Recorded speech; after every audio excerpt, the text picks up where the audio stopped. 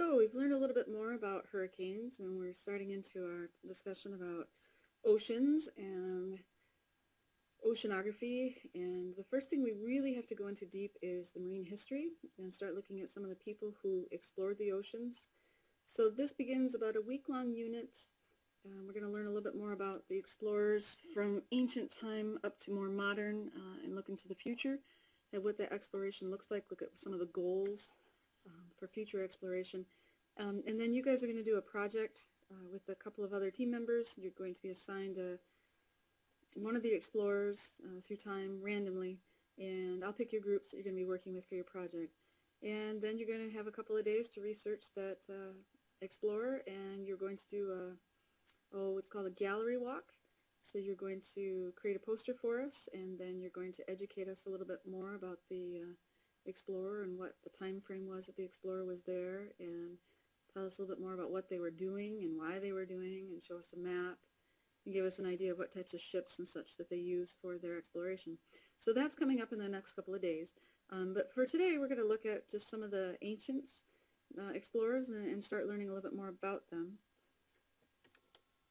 So the first group of ancient explorers were the Phoenicians, and they were the navigators and merchants who moved things actually all the way up to England. So they were based in the region right around Greece and Turkey, and they sailed most of the Mediterranean Sea, and you can kind of see this is the picture of the boat that they used. So they had slaves for the most part that would row when the winds were not supporting to the sailing. And they considered them to be rather brave because they were the first really modern explorers to get out onto the ocean and take a chance and risk the storms, and they made it all the way up to England, and they were transporting materials and goods, and they were the first traders that were using the ocean to move goods back and forth between cultures. The next group, which you probably could expect, were the Greeks, and Aristotle was credited with the first catalog of marine organisms, and after him came Pliny, the two Plinies. There were two, the elder and the younger, and the Plinies looked at currents and moon phases, and they were the first scientific observers.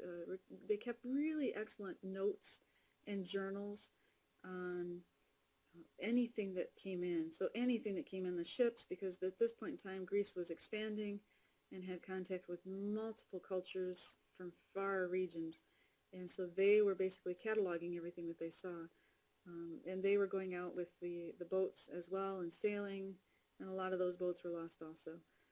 And you had Ptolemy also, right around 100 AD, who went on later to be in Egypt, and they created the first world atlas and started mapping out the land masses that they saw based on the information they were gathering from the voyages and the exploration. The next group were the Polynesians, which is kind of surprising, I think, in a way. They were 3000 BC, so they were around, it's been 5,000 years.